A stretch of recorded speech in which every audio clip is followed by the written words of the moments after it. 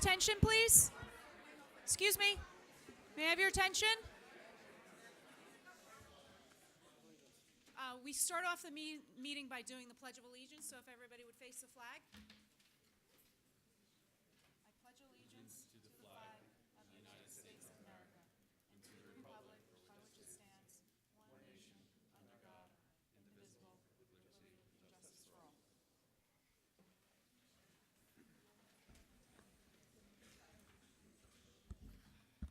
This meeting is being conducted in compliance with the Open Meetings Act. The Verona Board of Education passed a resolution at its meeting held on January 7th, 2014. The meeting set forth a schedule of its regular meetings, which resolution was within 7 days of passage. The schedule was sent to the Verona City Grove Times, the Star Ledger, the Herald News, the Township of Verona, and the Verona Education Association. Postings of this meeting setting forth the time, location, and agenda were posted in each of Verona's 6 schools, the board office, and town hall. This posting was also sent to the above newspapers, all SCA presidents, and SCA liaisons. The Verona Board of Education operates under a consent agenda format. Any board member has a right to have an item pulled to be voted upon or discussed separately. Copies of tonight's agenda and resolutions have been made available to the public present. Mr. Spardell? Mr. Day? Here. Mr. Bellino? Here. Mr. Yunus? Mr. Quattrochi? Here. Okay, welcome to our December meeting. We have a couple of presentations tonight. One is our fall sports wrap-up, but we do also have a presentation from students and Mr. Kish from HBW, and we do need to do it in sort of age order given the time of night. But before we get into that, do we have any public comment on anything on the agenda itself? All right, we'll turn it over to Mr. Kish. All right. You got some audience there. You didn't expect this. No, I didn't expect this, no. Yeah, all the faces know in the back, too, so. We need, can you take a microphone with you, if possible, so you get recorded? Yeah, sure. You can take, All right. Is that good? that's good. All right. Want me to sit? I don't know. That's right. All right, I'll sit down. Yeah, I was asked to present tonight about a new class that we started at HBW this past year. It's an intro to coding class. I have some students who are going to show some projects that they've created in the first couple of months. It's a cycle class, so the cycles run every 21 days. So every 21 days, have a new group of students, and every single 6th grader takes the cycle class of intro to coding. So this so happens to fall in the week of National Computer Programming week that we're giving this presentation. So all throughout the country, you're supposed to do like an hour of code this week. And I don't know if it's just by coincidence, Mr. Dionisio asked me to come tonight and kind of talk about what we've done so far. The program that we use up here, maybe some of the people in the high school have used it before, is Scratch.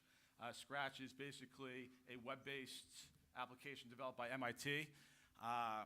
It has the basics of learning how to code without writing, let's say, JavaScript or some advanced lines.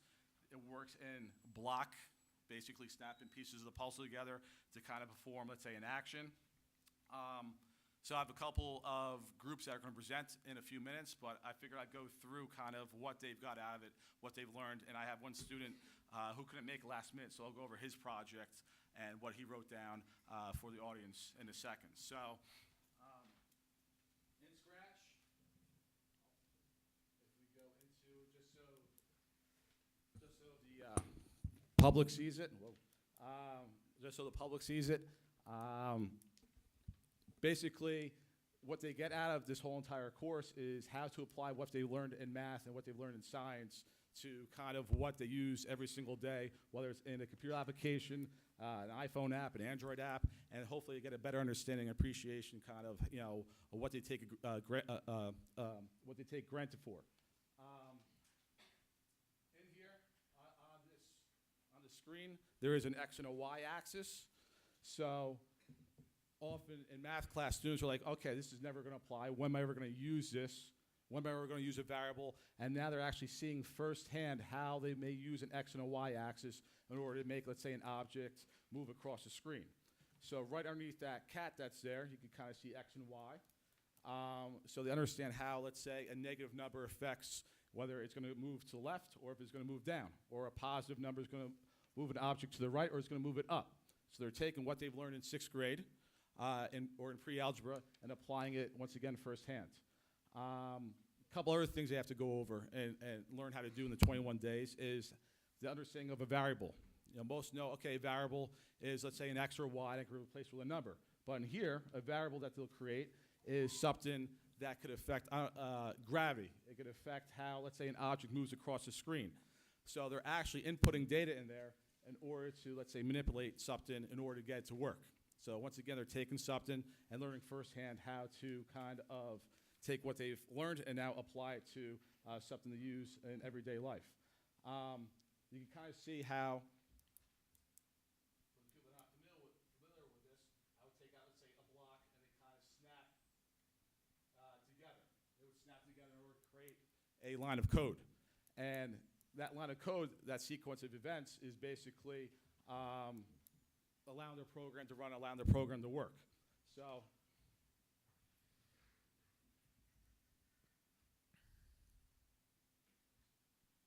I just want to show you one of the students.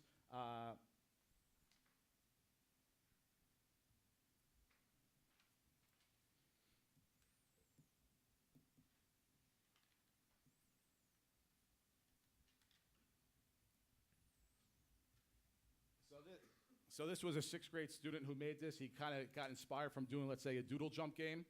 So basically, it's like the ball falls, you got to move the platforms around, and if you don't hit the platform, you fail. So once again, this student created this in about 5 to 6 days.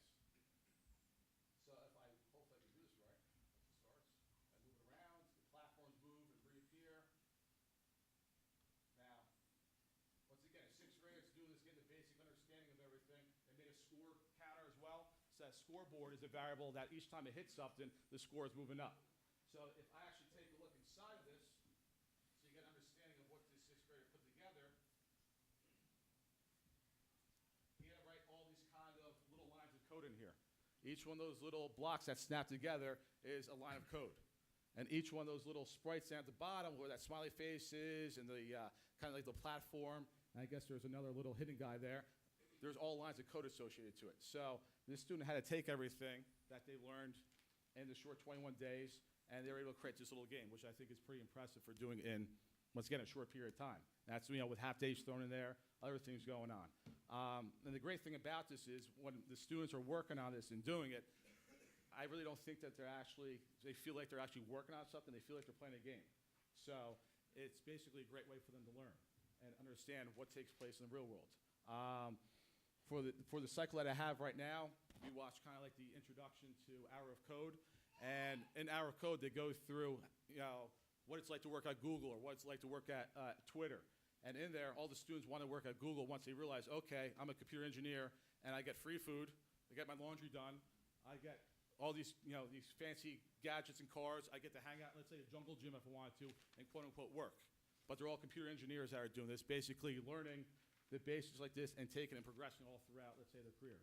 So I'm going to call up, I guess, a couple of students, I'm going to call Ben first. Ben's going to show what he did over this is his final project. They take all little projects that they do a culminating projects over about 5 to 7 days, depending on the cycle. So this is what Ben did in about 5 to 7 days. He's just going to talk a little bit about what he created and what he did as his last little project and everything. So Ben, you want to come up?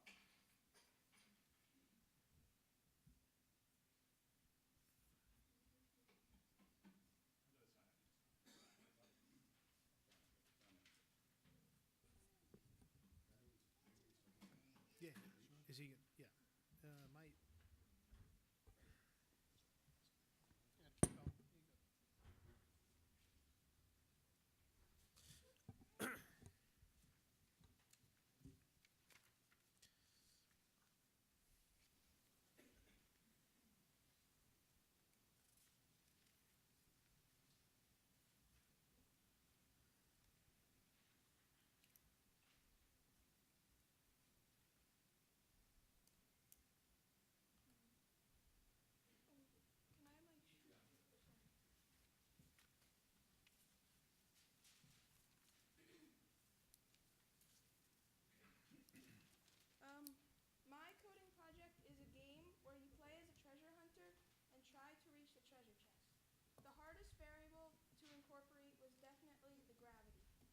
Coding helped me to problem solve by introducing me to many problems that had to be worked out in my project, like gravity and movement and the controls.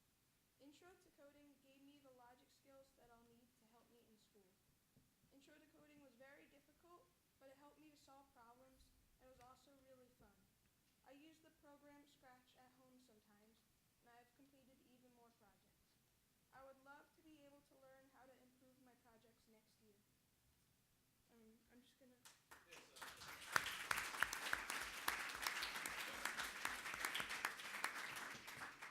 Yeah, Bell will just walk you through, I guess, a little bit, and maybe hit see inside so you can see what he did over the few days that he did this.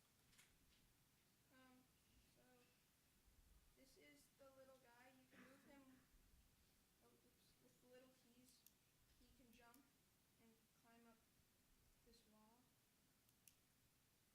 And when you reach the treasure chest, you can go to the next level. Ben, did you draw everything out on there? Did you have to, is that everything done by hand?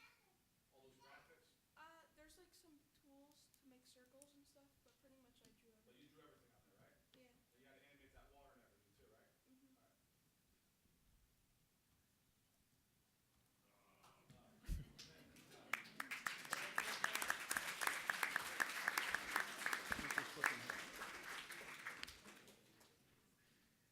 So just real quick, that's basically some of Ben's code on inside there for his little guy that jumps. If he moves to the right, there's even more.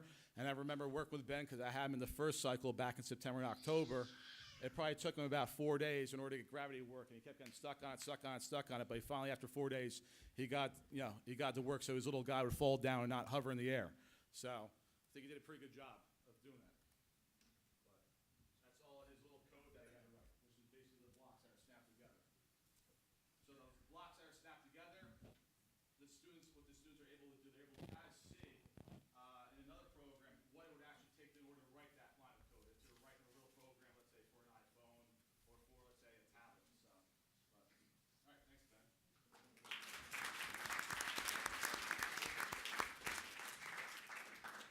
Next up is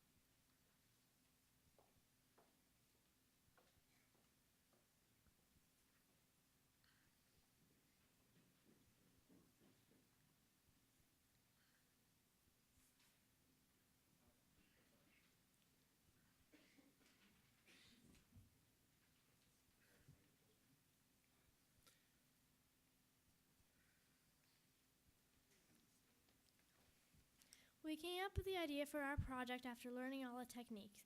We then combined our ideas and thoughts from the beginning of the cycle with what we learned to make our project. Let's see. When taking intro to coding, it helped us make us a better problem solver because if something wasn't working, then we had to figure out what it was, and it took a while because there was a lot of variables that we had to figure out what was wrong. Taking intro to coding made me personally a better problem solver because when something wasn't working right in our game, we would try to add different blocks or add variables. What I got out of intro to coding is I learned more about problem solving and how you need a lot of patience to do it. We also learned a lot of how the computers worked, and we learned a lot how other video games and things like that worked. What I got out of intro to coding was we got many problem solving skills, and we were working with making animations, and we learned how video games that go on your modern phones go and work and what's behind them. All right. I would be interested in taking more intro to coding classes because I found it very fun and a good way to learn how to problem solve. It was a very good experience, and I would love to do it again.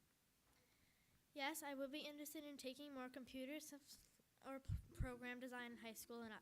I would take these because it would give me even more problem solving techniques. Another reason that I would take it is because it is very interesting and fun to see how it all works. And then this is the project we made for our final thing. So we have to do a down arrow, and we had a lot of problems with it. Like the score wouldn't work when we first did it, and then we had a lot of problems. Yeah. We tried the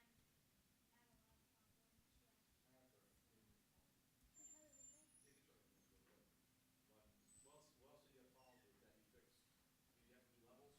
Yeah, we have problems with almost everything that we had to fix. What happens with the levels? Sounds like The a lot of work. levels wouldn't change, and then like 100 bears would appear on the screen, and nothing would really work. So this is the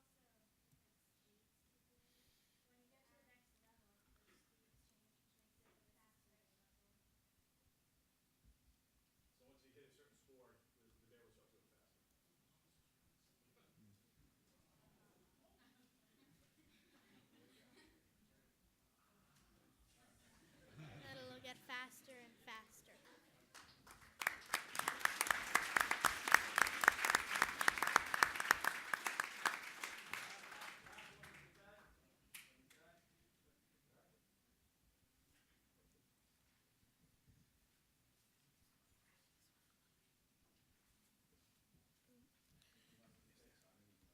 Oh.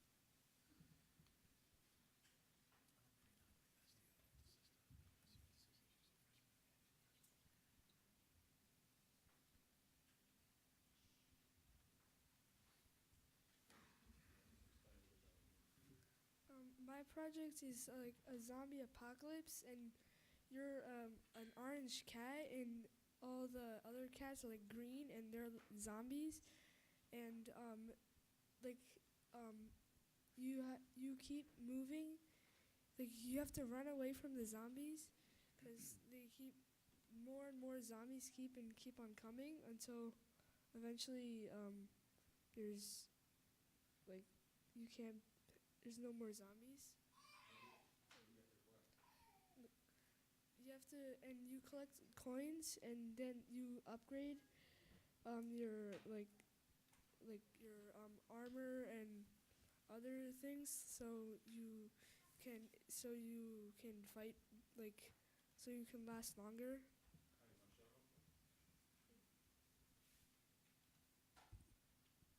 So what Matei had to do, up on top, lives, coins, armor, speed, weapon, that's all basically different variables he had to put in So he has 5 different variables that constantly change and interact with each other. So you're able to do different upgrades. I guess there's more and more zombies that keep coming. If you go the other way, it's all right. But if you saw what happened there, he got hit by, I guess, a green zombie there, and his lives variable went down by 1. This is the updated version. So you change health to 100. So if he gets hit by a green cat, let him go ahead. The health goes down. If he hits a coin, health goes back up. Can you jump over them?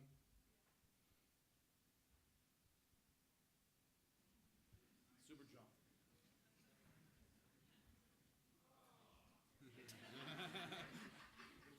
Just hit stop real quick and hit Z inside so you can see what you did too. Make it smaller. And then here's basically every single piece of code. Once again, he did in about. That's just for one. That's just for the one cat. All those little objects on there, he had a code, and basically that's in about 6 to 7 days. He did it in class.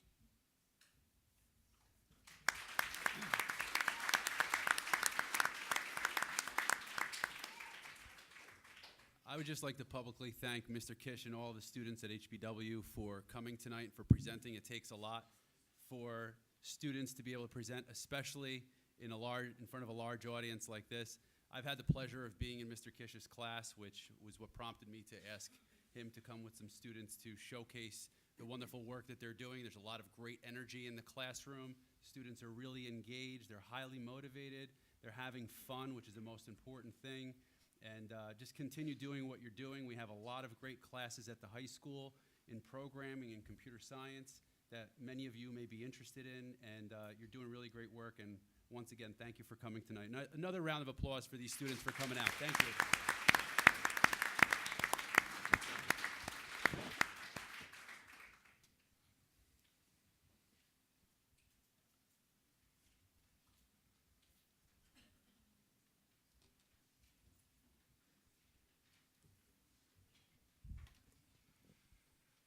I think tonight for the fall sports wrap-up, all these downloads are free just until tomorrow, and then they're about 99 cents a game.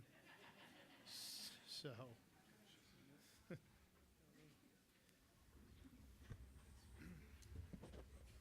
Is he in the frame? Is Gary in the frame? I've always been framed. Go back there. Look at Gary's shoes. Right there. This one. I got to turn this one. Then you only get the backside. You gotta turn. you can turn around. You want to get side of your. That's my best Get your side. profile. Yeah. Just turn around, face the camera, so you're facing the audience too. Just, Right Yeah. there. Oh, cameras. you want me to turn around? Yeah, yeah. Oh, then I can't. You don't want to see us. How's this? Now I get the good side. Okay, we have Mr. Frisian doing our fall sports wrap-up. Okay, this fall we fielded 14 teams, 8 varsity and 6 sub-varsity. There were 103 boys combined with 130 girls for a total of 233 participants.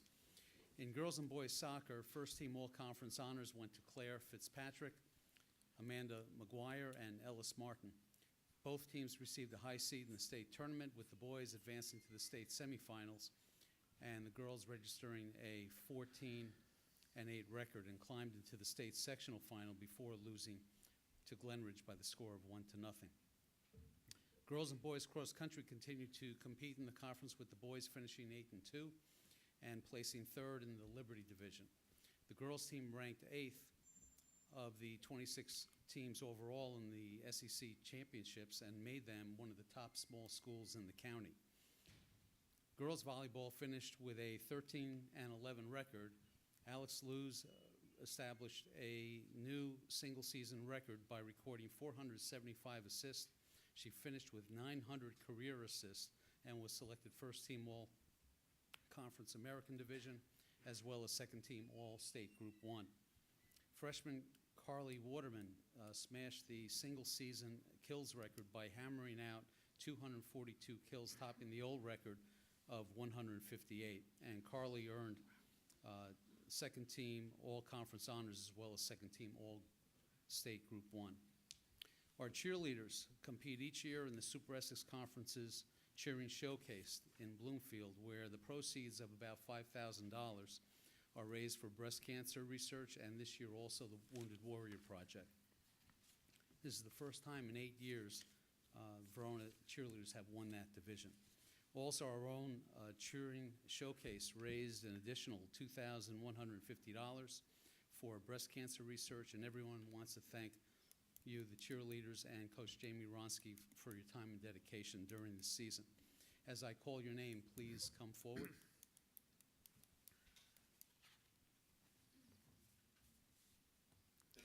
Jamie Rollo.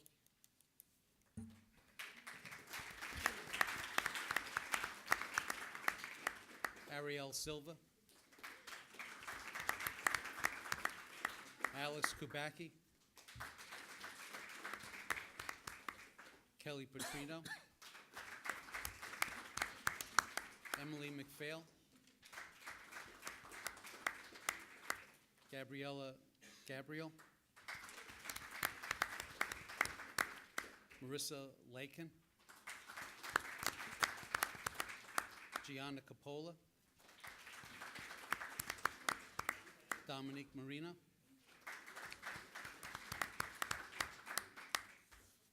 And Alexis Trempler.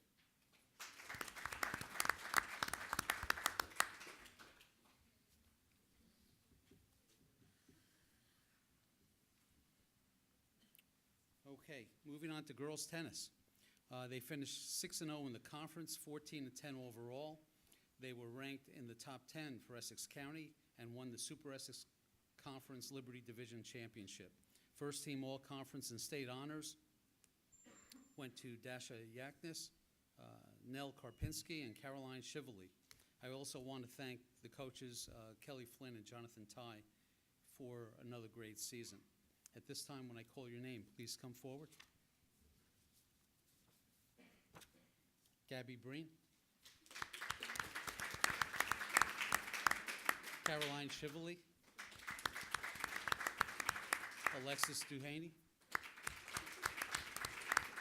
Nell Karpinski. Michelle Lima. Ali Vaccaro. And Dasha Yaknis.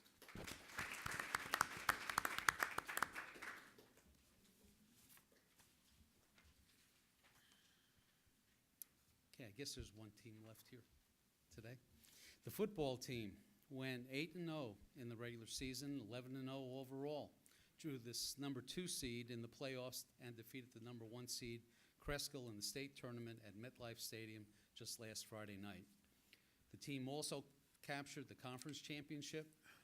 This is the school's 14th state championship, and since the beginning of Verona High School football in 1940, this is the first undefeated season.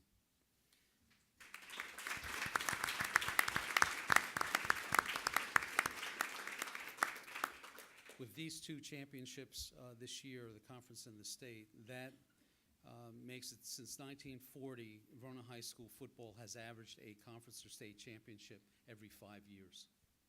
Quite an accomplishment. First team all-conference offensive and defensive honors chosen last evening were Frank Ferrari, Jimmy Crawford, Sam Cummings, Sean Crawford, Kyle Brennan, Nick DePaul, Mike Cifaretto, Matt Riccatelli, and Matt Antilli. Congratulations on an unprecedented season with the 11th and first conference championship since 2006. It's the 9th state championship, and the last one was in 2008.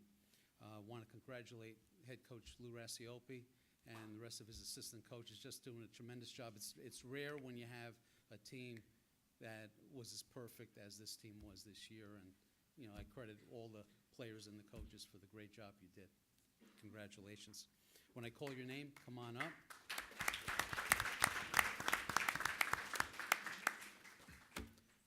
Colin Kiernan. Mike Cifaretto. Matt Riccatelli. Anthony Giuliano. Chris Luz.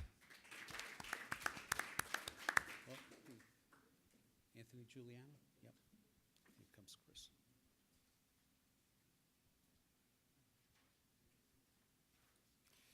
Jim Crawford. Sean Crawford. Nick Lanise. Mike Carlucci.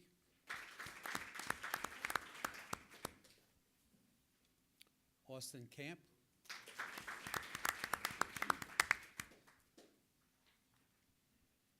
C.J. Lavery. Pat Cummings.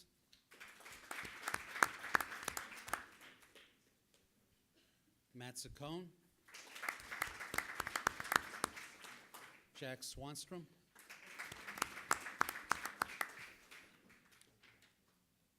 Kyle Brennan.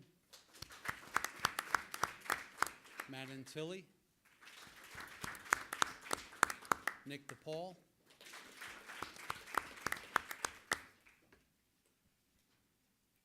Luke Connell. Zach Saccone. Nick DeVivo.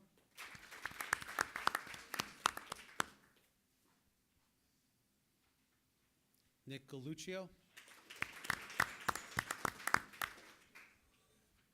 John DeMartinez. Anton Valentine.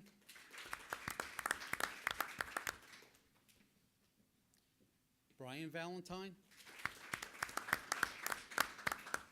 Chris Valentine.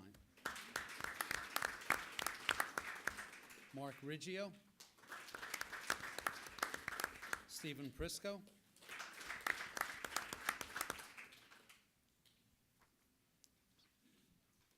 AJ Pengue. Mike Stanisi.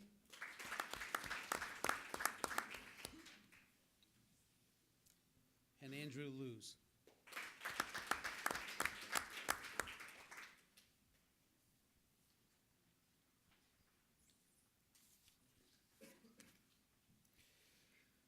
Other department items this fall, once again, our Fall Athletic Team's Community Service Project showed support for many charities and causes such as raising funds for breast cancer research, UNICO, and assisting in instruction for youth sports. The volleyball team was happy to support breast cancer awareness by participating in our Dig Pink game against Cedar Grove. I also want to thank everyone for their support this season, especially Paul McDevitt, Chuck Molinero, Lenny Waterman, and Gary Grasso for their assistance in constructing the football stadium on the lower field and for maintaining our fields. And lastly, on behalf of the athletic department, we want to wish everyone a happy and healthy holiday season. Thank you for your time tonight.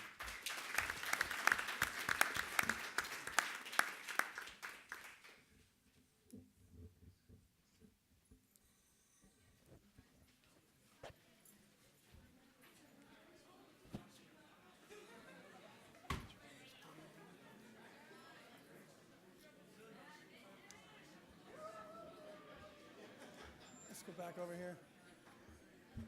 Is that the normal spot? Just, make sure he's got it in the frame.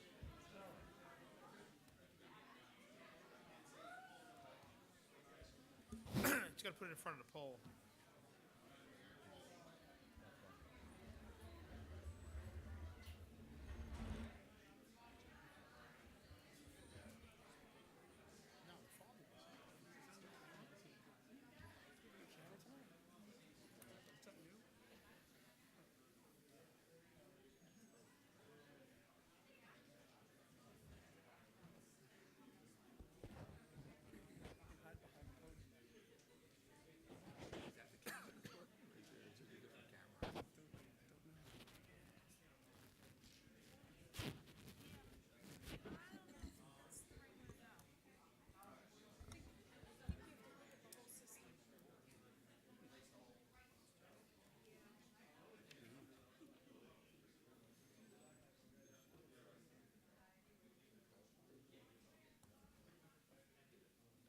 All right, we'll carry on here with our superintendent's report. A recent committee meeting was held with Mr. Cisa at the high school in regard to the current room that we're in, the redesign for the VHS Library Media Center. We have a committee that's exploring a redesign in incorporating more technology here and looking to see how we can upgrade the facility as far as the instruments, the tools that we're able to use, some new furniture that's going to make the environment more conducive to students. So they had their kickoff meeting for that. They'll have several meetings throughout the year, and we have some community stakeholders, some parents involved in the committee as well. On December 3rd, we were very fortunate to have the assistance of the Verona Police Department. We had Sergeant Banta, Officer Joel Martin, and Chief Huber, who presented at 3 schools in our district in regard to coordinating efforts with our school administration, in turnkeying some school security video training sessions for our teachers around best practices around school security. The staff members were all privy to watching the Bergen County prosecutors' school security video as to best practices, and then having and exchanging some dialogue around how those best practices fit here in Verona, and looking at our existing measures. So that was a very successful presentation at that faculty meeting on December 3rd, and there will be more follow-up meetings as we continue to further hone our best practices here in Verona to protect our students. We are in the process of interviewing a referendum administrative assistant. That will be coming up in the next couple of weeks at an upcoming meeting in order to assist with the projects as they begin to ramp up with a lot of our projects. Mr. McDivitt, Mrs. Nardino, and myself have interviewed a number of candidates, and we're still in the interviewing stages. We have a few more interviews to explore, and then we'll be making a decision and a recommendation to the Board of Education in the coming weeks. Our holiday concerts are in full swing. FN Brown started their most recent concert, which was yesterday, and it was a great turnout. Landing is this Friday, and we have all of the concert dates are set on the district calendar and school calendars. So all of the parents who attended FN Brown had a great response, and the students and the staff did a fantastic job. In regard to parent workshops, we're very fortunate to have the support of Child, who is supporting us with Elizabeth Hamblett, who is going to be doing a presentation in conjunction with West Essex High School. And the focus of that presentation is scheduled for January 7th, 2015 for our students. And the focus of that meeting with our students is entitled Transition to College. So that staff member will be presenting at West Essex in the morning, and will be presenting at Verona High School in the afternoon. And that's all for the superintendent's report. Any questions on superintendent's report? Okay, we have some committee reports tonight. Do we have athletics committee? Yes, the athletics committee met. A lot of things were already covered by Gary in the fall wrap-up. So again, I want to reiterate and congratulate the fall sports teams with the many championships and awards and the great things they've done, and including the undefeated season for the football team. So congratulations once again for that. A couple things regarding some field trips that are going on in the schools. First of all, there's going to be a group of HBW students going to William Patterson for History Day. So they have an event there where the students go there for History Day and learn various things about history with New Jersey and nationally. Also, we have a walking trip into Verona with a bunch of special students that we'll be working on math concepts. So they'll be going to a local establishment in the somewhere up Bloomfield Avenue and have a nice meal and talk about math. So I like to go on that field trip myself. So, the last thing I want to bring up is we're still in discussion at the athletic committee regarding sports that involve pay to play. So we'll be doing an analysis on some financials, and pretty much we have a budget in place this year, but we'll be looking to see what we can do, going into next season. So, and that's about it for the athletic committee. Okay, community resources met. We covered. We'll do those at the end, after we do all.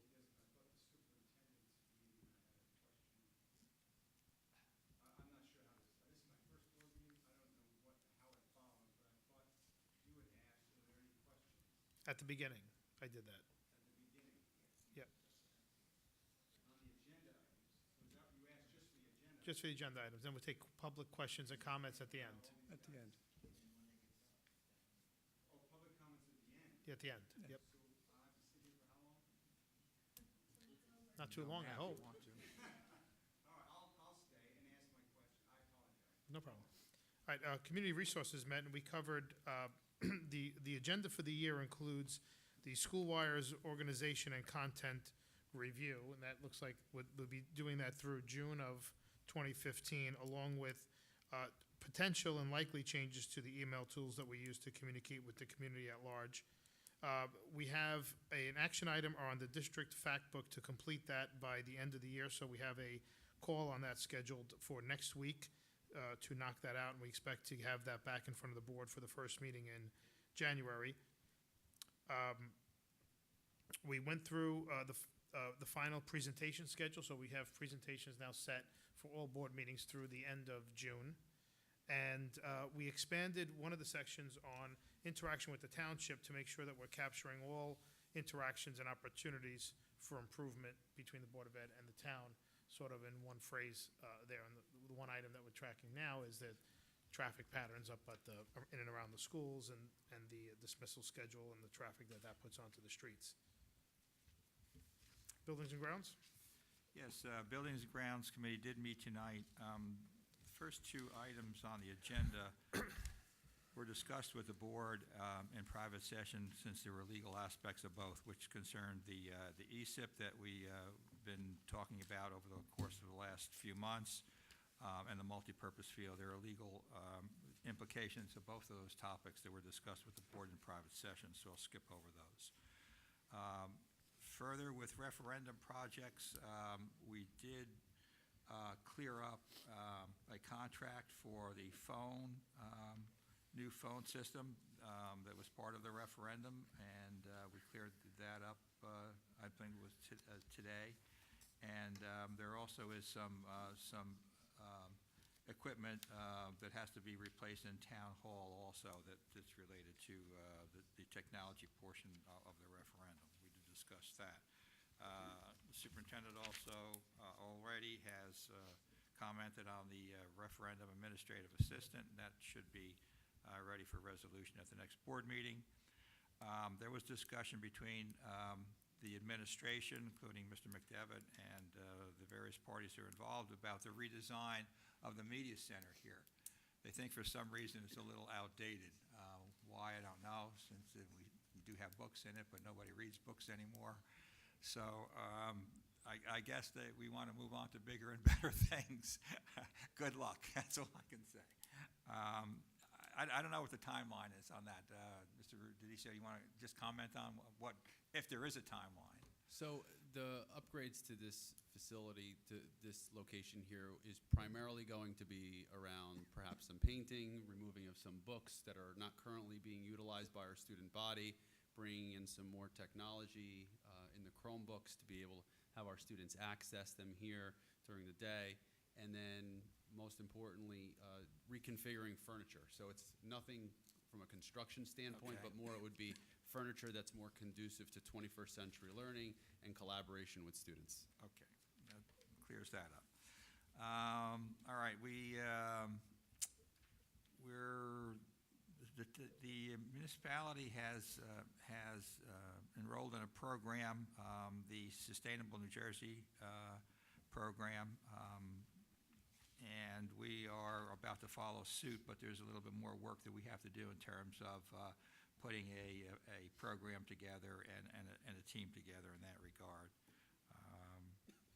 And the last thing is that there is a school safety and security seminar being given at Fairleigh Dickinson University in Teaneck that Mr. McDevitt will attend tomorrow with representatives from the Verona Police Department, and they'll bring back a report to us if there's anything that we might be able to do in terms of making our schools safer for the students and the faculty.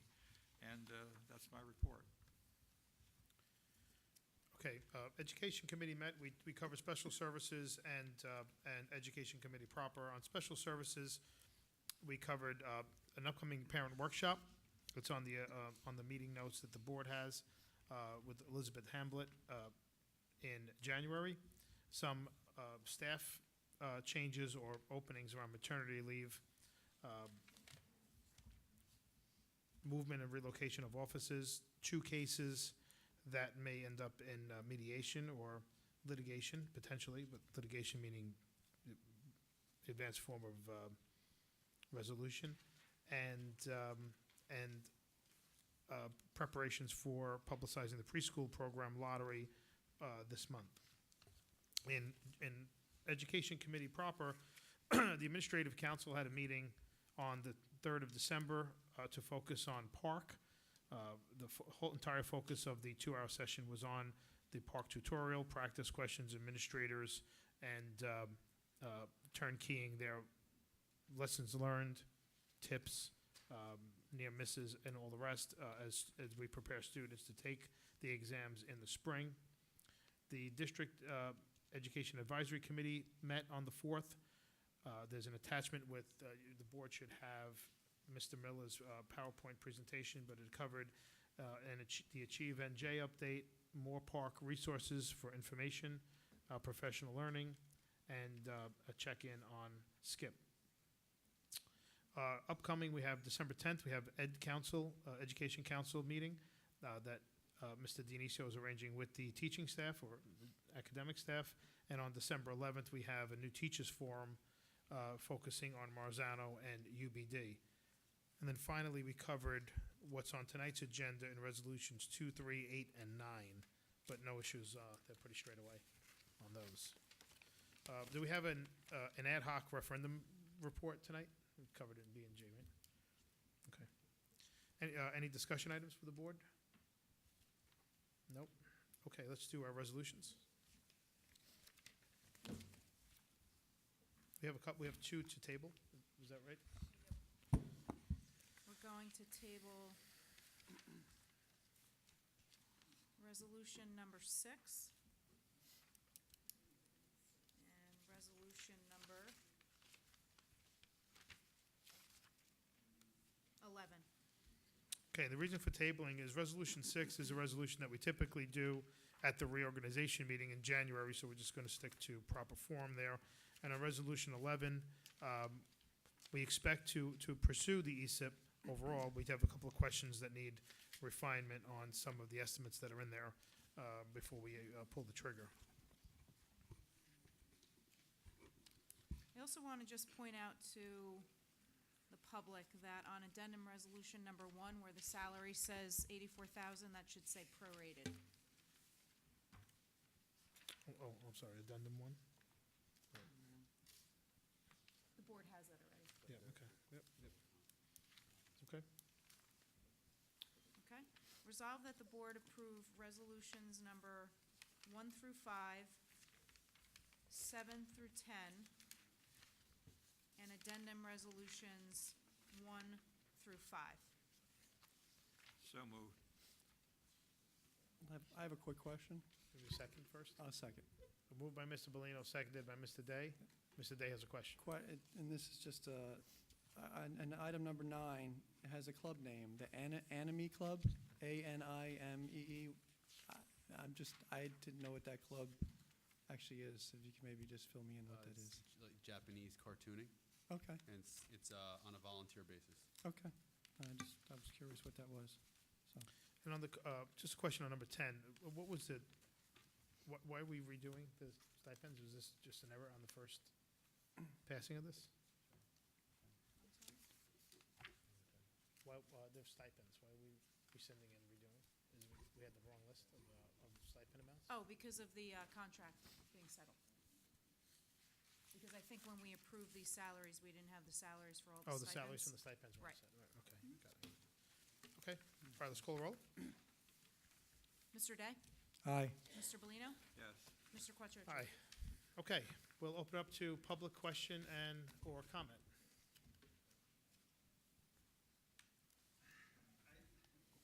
I just need you to come up and name and address in the microphone and. Good evening. My name is Malcolm McConaughey. I live at 24 Montclair Avenue, and I have a question regarding the William Patterson trip. You mentioned it was a history trip, but I don't really know the specifics of a history trip. You said something along the lines of New Jersey and the rest of the nation. What exactly are they going to be learning on that day? Yeah, Rui has more. so that trip's focused around students who are participating in a cycle course for History Day. It's a cycle course where they're working on their projects, and they're going to actually be sitting in on a lecture by a professor at William Patterson University in preparation for the History Day competition, which is actually held at Rutgers. I believe the date is March 1st. So it's a really nice opportunity for our students to be engaging from a middle school point of view with college professors and being able to get the direction from them in preparation for the competition and their presentation in March at Rutgers. Okay. Will the whole school be participating, or is it just a specific grade? That's specific classes. It's specific cycle classes of students who are selected into that course through identified criteria through G&T program. So I could have one 6th grade cycle class go, one 7th grade cycle class, one 8th grade cycle class, or is it just confined to one grade? I'm not sure I understand how many students will actually be going. I don't believe I have the number of students in front of me, but it's a decent amount of number of students who are going to be attending the trip on that day. I don't have the field trip forms in front of me, but I can get back to you on that. I actually have it in my office, so if you wanted to stop by afterwards, I can share that with you. The last thing, you mentioned there was a lecturer from William Patterson. What is his name, and what is he going to be lecturing on? The preparation in order to guide them in order to get ready for the competition at Rutgers, to give them guidance in regards to prepare for So he's the going to competition. map out the criteria for what they can do to go down to Rutgers? Is that correct? He helps support them in order for them to work on their projects. They work on their projects in the classroom with their teachers during the cycle, and then they get the guidance from the college professor in preparation for that day. So they'll actually bring their project to the professor, is that correct? I would have to take a look at the specific details of that on the field trip form itself. Okay. Do all the students then go on to Rutgers, or is it just the best students who have met certain criteria for getting down to Rutgers? No, my understanding is that the students who will be presenting and working on this class will be going to the competition down the History Day at Rutgers. Well, that is fabulous. Is there an opportunity for parents to go to Rutgers Yes. to view what they're actually presenting? Yes, my understanding is yes. It's open to the parents, and obviously many parents are encouraged to attend on that day. And what you mentioned, it was going to be in the spring. What date is that? It's in March. Sometime in I March. believe it's the beginning of March. March 1 is my recollection, but it's the beginning of March. And what will be the forum? Will it be a lecture hall? Will it be a small venue? Will it be a big venue? I'm Any not quite idea? sure. It's actually my first time that I'll be attending, so we'll wait and see. But certainly, these kinds of questions, you could get a lot of guidance from the teacher directly, Right. because they're very involved with the program. So I would have to talk to a history teacher at Whitehorn? At HBW, yes. It's not Whitehorn? It's HBW, yes. HB Whitehorn. Well, forgive me. I, for some reason, call it Whitehorn, and you call it HBW. Should I call it HB Whitehorn? HB Whitehorn, HBW? You can call it Whitehorn. HBW, you can call it any of those three options. Okay. I think enough of that subject. I just have one other question. I look forward to going down to Rutgers and finding out what these students are all about and what their interpretation of history is. How will I find out what the day and time is? And do I have to take off from work to do this, or is it going to be on a weekend? I believe it's on a weekend. It is on a weekend. I believe it is. Last questions. I believe, Mr. Day, is it? Yes, You mentioned something along the lines of pay and play. yes. What exactly is pay and play? We have certain sports that evolved where there wasn't much participation, and then eventually we had certain sports, like name two sports, hockey and lacrosse. In the instance of lacrosse, we really had no lacrosse at our high school. And so the only way to incorporate that sport into the high school, and this is going back, I don't know how many years ago, maybe 5, 6 years ago, we had to, in essence, subsidize, the high school would, or the school system would subsidize part of that, but then the parents would also subsidize the other half, in essence, of to participate in that sport, to get that sport up and off the ground.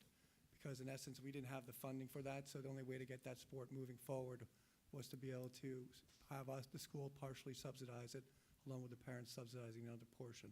So now what we're doing, because a sport like lacrosse or hockey have become very popular, we're looking at how we can try to fund that through the schools and take some of that burden off the parents. Okay, my question to you is, if you're trying to develop a lacrosse program and you have poor parents from Verona that can't pay the fee, how does that stimulate a lacrosse program? Well, and that's something that we try to, I think there's a way that we help subsidize those parents.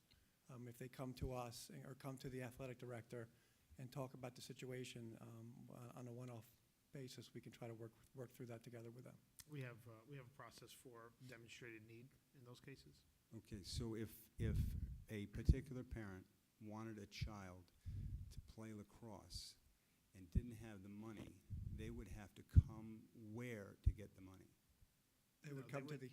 They oh, go ahead. wouldn't, they would come to the athletic director, to Okay. their coach, to All the right. lacrosse coach, that would follow a process that we've got set to verify the need, and then we would handle it accordingly. How do you verify the need? There's a set of criteria that we can lay out for you. I don't have it here, but Don't you think that puts an unfair burden on the parents in the sense that if you are poor, you might be embarrassed to go up to the high school for a handout? it's not a handout. You're coming, asking for a waiver on the fee, given a personal situation. We handle those confidentially, and we handle them in many different forms. Sometimes it's as simple as required calculators or materials in the classroom that a family can't afford. So we come across them, I don't want to say frequently, but with enough that there's some experiences in there, and we handle them as they come in. Well, I'm just thinking of the lacrosse program in particular. It would be true of lacrosse, it would be true of ice hockey, it would be true of band trip, it would be true of band equipment. Sure, I know. There's a myriad of things. I know you help the needy in Verona, I realize that. But my question is, why wouldn't you take money from the football budget to support the lacrosse program? Well, that's what's part of the topic that Mr. Day's talking about. John and I were on the board when we approved the lacrosse program. I personally was involved in the establishment of the hockey program. At the time, neither sport was active in the high school. We came to the administration and they said, we don't have the funding for it. If you want to start the program, if you want to participate, it would have to be on a pay-for-play basis. Both programs were started on that basis, since there was no room in the budget, and we weren't going to rob from Peter to pay Paul. And I don't think that is fair. You said rob Peter to pay Paul. Who are you robbing Well, from? you said to take it from the football team and pay the lacrosse team.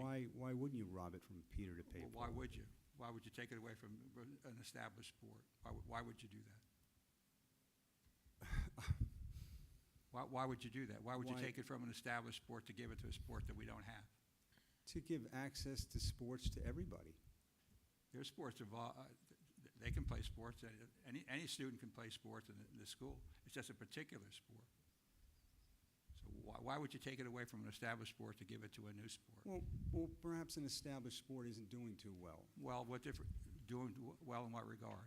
Well, success-wise, say for instance, tennis team. Yeah. Why is a tennis team more valid than the lacrosse team? It's not more valid. It's just it was here and it was funded, and there's no reason to take it away from those students. Well, you've got tennis. I mean, I don't know how many sports. How do you decide which sports you're going to fund? And We which have ones you're a not? program. We have a sports program that already existed. It existed long before any of us who were on the board came to the board. So to take it away from one sport that's already in existence to give it to a new sport is totally unfair as far as I'm concerned. And I wouldn't vote for doing that. Unfair to who? It's unfair to the players that are playing on that sport. So the players that are playing on football, it's unfair to them. I'm sorry? You're saying that it's unfair to the players that are playing football, it's unfair to them, Yes. it's unfair to them to pay to play. Why not make pay to play for every sport? We've considered that too. We have. But We've let me talked about reiterate that. what Mr. Bellino said. So the only reason why we have lacrosse, and we've been petitioned for a ski club, ski teams. We had a softball, freshman softball. We had freshman baseball. And given dwindling and reduced participation, we've reached seasons when you couldn't field a team. So that's been our barometer for deciding what programs stay and which ones go. If you have enough students that participate in it, we don't put a measure on whether they're a winning team or not a winning team to support it. If there's enough participation, it's a team. When it came to lacrosse, we could not fund lacrosse. Parents came to the board and said, well, how about if we subsidize it? We'll split the cost of it. And we said, okay, we have a contract drawn up with the Lacrosse Parents Association, and that was the condition that the board approved subsidizing the lacrosse program. The math that was applied there was unique to that program. It's the only program we've ever done it with, other than hockey, which was done 20 years ago? 1986. 86, 87. So those are the only two programs that we've had. We could put I'm sorry, the only two programs that you've had for what? where there are Pay per play. to play the sport. All programs have a cost of some form or another to the Sure. families involved. I can tell you two of my three children, or all three children through the different grades have done band. And band it's a lot bigger number than anything you can imagine. I can tell you flat out. Is it bigger than football? Out of my pocket? Absolutely. No question. We also So have your a, band is paid to play as well? Nope, but the students in the band pay for their own instruments. So we pay for the travel to competitions, and we pay for the band uniforms. We pay, of course, for the staff, teachers. Music is a class. It's not just a club, but the students pay for their they pay for their shoes for the marching band, their own personal shoes, and they pay for their instruments. And the band supports the football team. The band is independent of the team. The marching band performs for the football team. Concert band is separate. Right. So the football team is out on the field playing, and yet the band is performing for the football team, but you're paying to support the football team. Is that right? We pay to support football, baseball, soccer. We pay part of the lacrosse No, cost. We so pay you for have band. you have We the pay bands. for volleyball. We pay for we pay for all the basketball. Right. But every sport has a degree, varying degree, of cost that the students/families bear. So why don't you just support the smaller programs?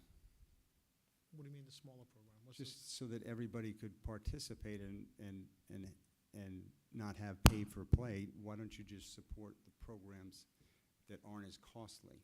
What's that the goal? are- What that are would be- effective? I'm not sure what the goal you're after is. What's the Well, goal? What's the objective? If, for Not- instance, you wipe out the football team, you could support lacrosse, hockey, and a ski club. We could. So that- you think that's fair? You think that's a fair thing to do? Well, do you think it's fair that women can't play football? I'm sorry? Do you think it's fair that women can't play football?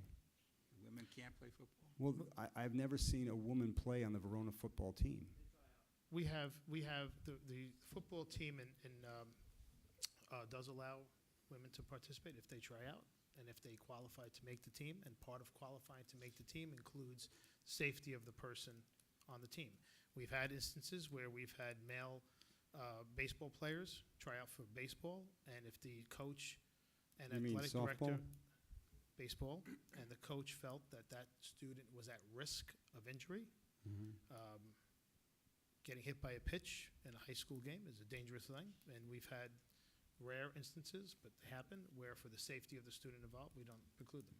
We do have a 5-minute time limit. I would encourage you to get a I'm meeting with sorry, the AD I'll just, or the superintendent if you want to go through the more detail. no, I'll but just wrap they- it up with one last question.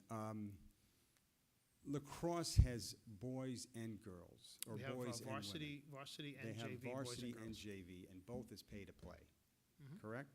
All lacrosse is pay to play. Right, pay to play. My daughter had a daughter play lacrosse at the high school for 4 years, Mhm. and I've been burdened by a pay-to-play for 4 years running now.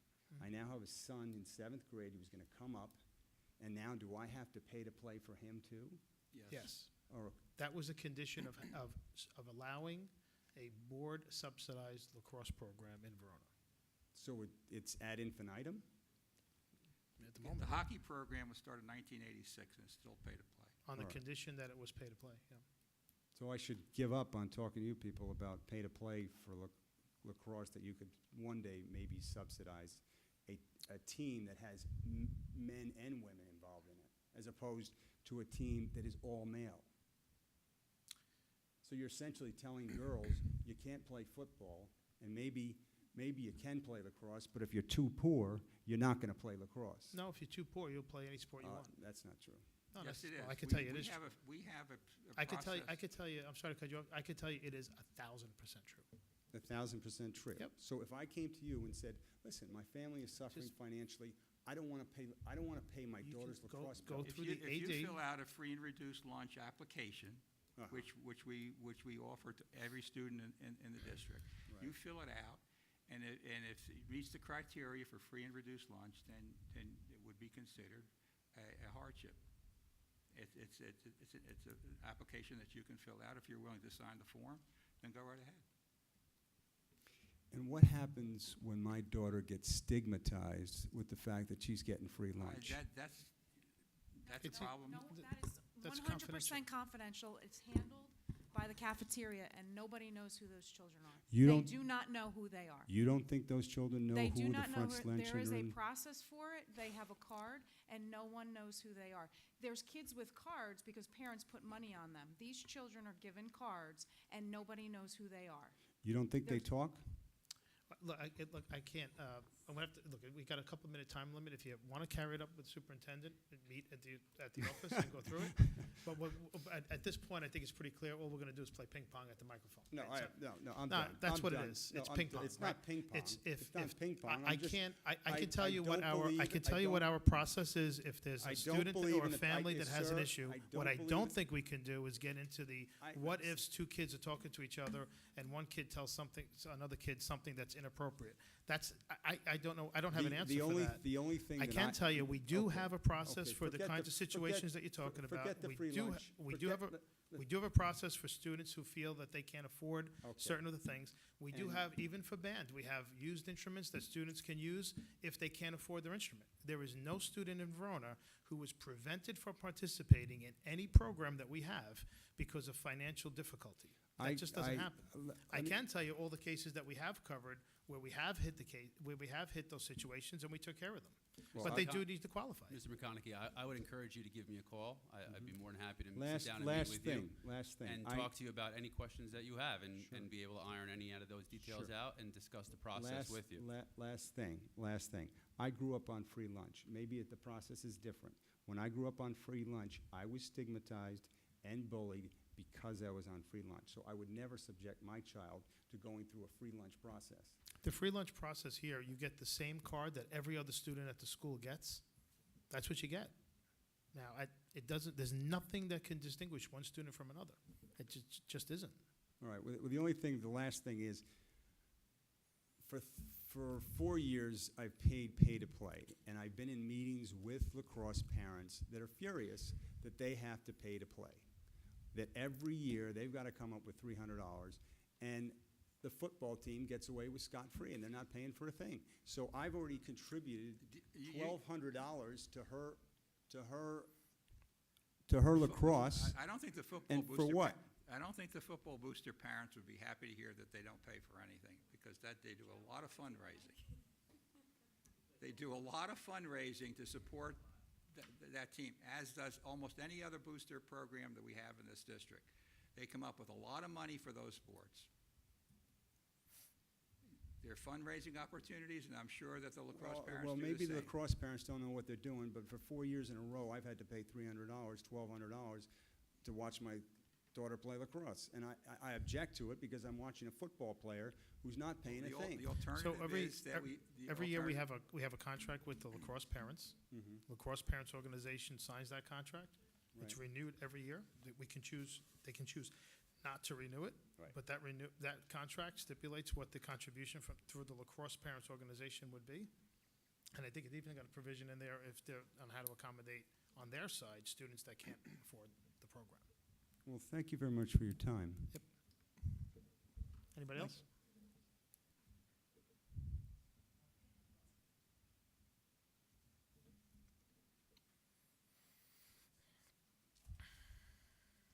Al Diold, 15 Howard Street. I know I've been up here before, and you know I object to pay to play.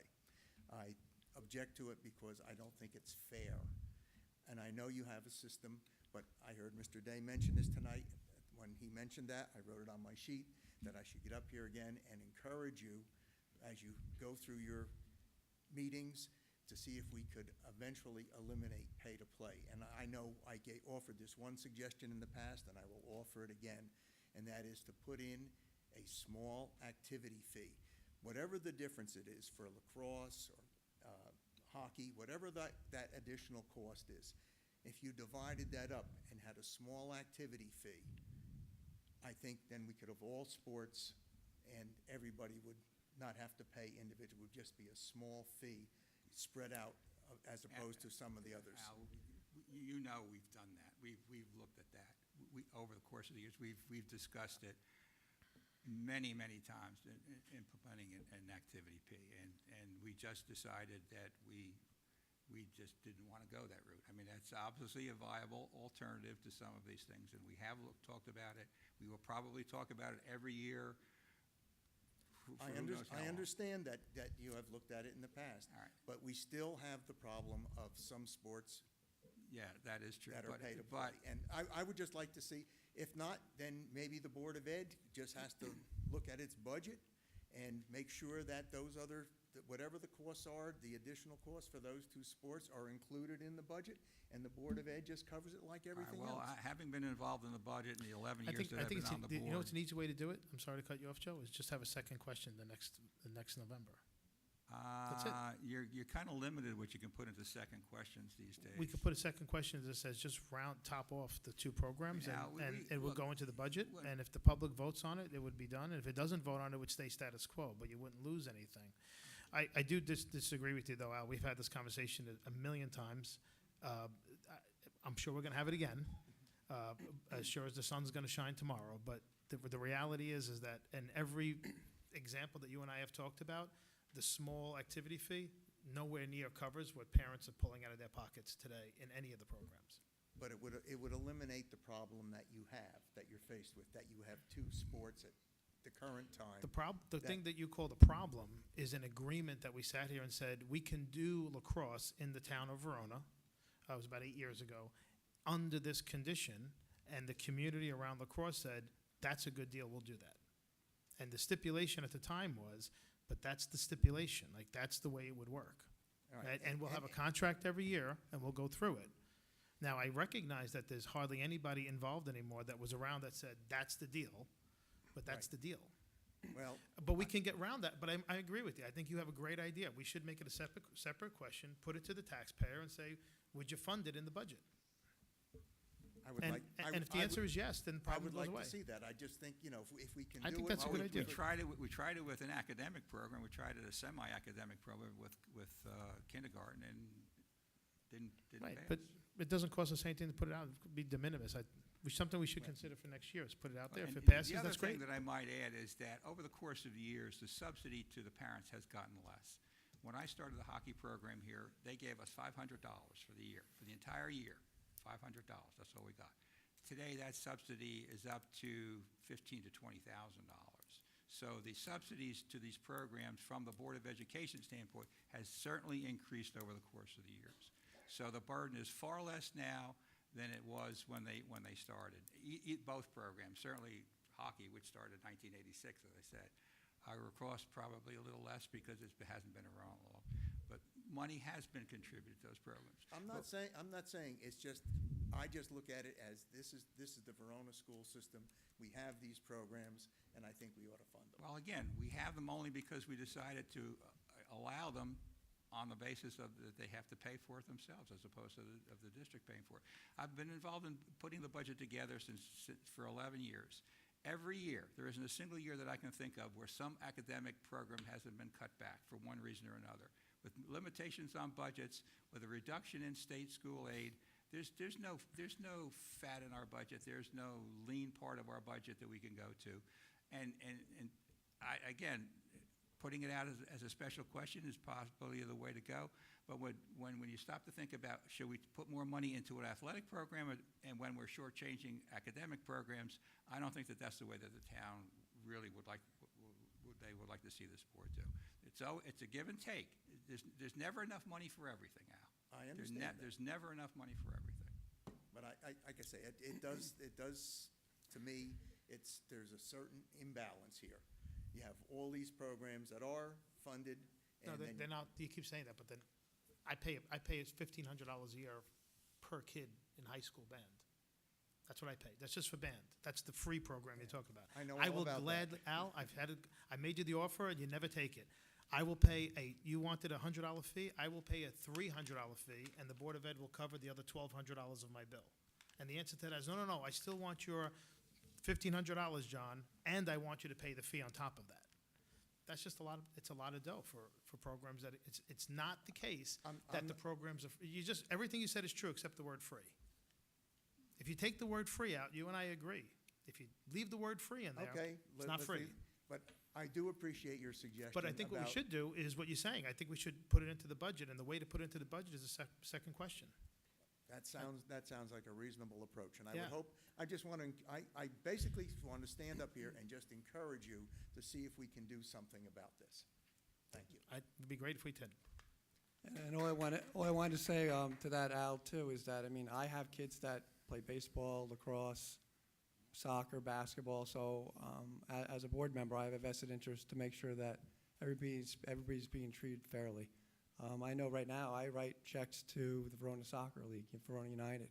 I write checks to Verona Lacrosse, because right now, if you're not in the high school, you pretty much pay to play on all these clubs for all the students and all the children. So the high school will do our analysis. As John said, we'll see if we can do something about trying to get it into the budget or work to make it fair for everybody. But, all you can try to do is get the teams that you have that are mature right now, that are active, and then for the other teams like lacrosse and hockey, we'll do what we can to try to see if we can help subsidize that. But we have to get, again, support from the town on that. So.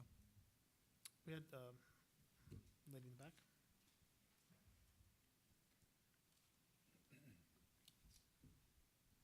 Hi, I'm Regina French, 44 Brookside Terrace, and I just wanted to share with you my concerns about the park testing. And I don't know, I've been reading a lot about it. I've gone to other towns' meetings just to learn more about this testing. And in fact, I have a document I could share with you. It was too big to copy for everybody, but it lays out pretty nicely a lot of parents' concerns about the park testing. And I won't take up your time with that, but this just came out recently from Delran Township Board of Education, December 8th. The Board of Education wrote a resolution stating that it's respectful of parental concerns regarding standardized testing. It recognizes that some parents choose to have their children refuse to take the standardized tests. And the most important part of this for me is that I wish that our Board of Education could come out with a statement that test refusal will be met with educationally appropriate, not punitive responses, including alternative settings and activities. My understanding is that if you wanted your child to refuse, it would be a sit and stare situation, that they would not be provided with other. Yeah, so let me, you got we're recording this, right? So it's, Yeah, I can no, share I'm these. just talking to him. So I'm familiar with with that one, with that resolution. It's very similar to what Bloomfield did about 2-3 months ago. The Bloomfield I haven't read board. the Bloomfield one, but I've It's the heard same about one. it. It's the Okay. same resolution as Okay. that one. We checked with our board attorney, we checked with the Department of Ed, and we checked with the New Jersey School Boards Association, and all three attorneys came back and said, you can't do what they did. Don't do it. Now, that's the advisory that we've got from our attorney contacts. I can't explain why that school district or Bloomfield did. Actually, the Bloomfield one was passed before the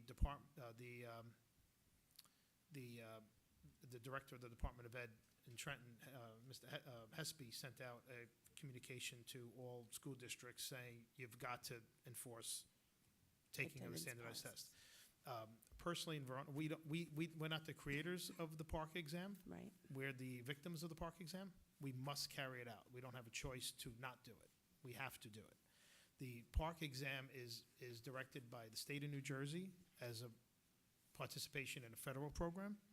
There is an alternative to park that the state of New Jersey has not adopted, and we're obligated to carry out park. It's not our invention. I personally, we had a call today on the Education Committee, I personally believe that park is going to implode on its own weight. That's what I think is going to happen. And the reason why I think that's going to happen is because there's going to be an immense disparity on park results. When the results come out of how students did, that any gap, whether you call it an economic gap, whether you call it a racial gap, whether you call it a district-to-district gap, whatever you want to call it, is going to be that much more pronounced when the park results come out. That's what I think is going to happen. I think that anyone who is anyone who disagrees that park is a good idea is going to say, I was right. It's a bad idea. I think the teachers' unions are up in arms around park because park is tied to teacher evaluations in an increasing way, starting this year going forward. That's not going to go over very well. And I think that the confusion that the state has introduced in trying to alleviate fears around park by creating this potpourri of other standards you could use instead of park to satisfy your graduation requirements is going to collapse in its own weight as well. For example, if you're familiar with ACT scores, they've lowered the requirement to graduate high school. If you get a 16 on the ACT, that satisfies your graduation requirement. Right? I don't know that we ever have anyone in Verona ever score anywhere near a 16, right? So they have to, in order for a standardized test to be used for graduation, you have to make the bar so low that you would still allow students to graduate, right? So before you even get to park, I think it's an 800 on each section of the SAT is the top score. You'd have to get a 600. No, 400. You have to get a 400 in math and a 400 in English. I mean, it's pretty simple to do. It's not that hard to do that. So park, I think, is going to implode, or it's certainly going to go through a lot of evolution in the coming years. But it is something that we must carry out. I understand that you're obligated to set out the testing and have the students sit in Right, there and and we're do the not testing. allowed to do, the communication we got from Hespy was you're not allowed to provide an alternate to taking the test. That's the edict that he gave. I forget what they call it. I forgot the technical term for his. It's like an edict. but It's written into the document. I can't recall off the top of my Right. head. The other thing around park is it's not, and this is a little bit of a technicality, the state of New Jersey has legislated that the Department of Ed must conduct a form of standardized testing statewide. How they do that for this coming year is it used to be via ASK and HESPA. That's now changed. This year it will be via park. That's why they're saying you must do it, because it's legislated that the Department of Ed must carry out standardized testing and all public schools must participate. The method that they have declared to do that is park. Therefore, we must use park. The wavering that they've done is park will not count as the only way to meet a standardized test graduation requirement. There are other alternatives till 2019. 19. And then in 2019, they expect, however park evolves, or the son of park, to become that requirement. Okay. Just how will Verona be But just so using? you can go to bed comfortable, none of us think it's a great idea. I was just wondering, how will Verona choose to use the park scores in placement for classes